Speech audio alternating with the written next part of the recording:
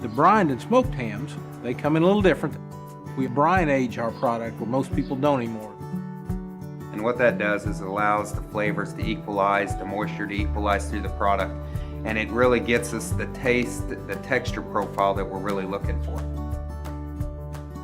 From there, we take it and we smoke it. And we don't do the 3-hour smoke cycle. We're gonna blow it out the door. We gotta get it packaged in 30 minutes and get it right back out the door. We take our time in the smoking process.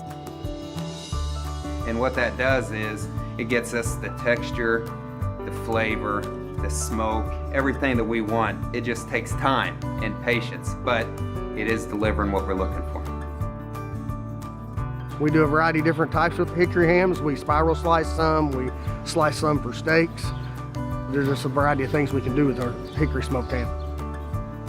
The quality of your product defines what business you are, the niche that you're in, and there's no excuse or no exception for time in making a quality product.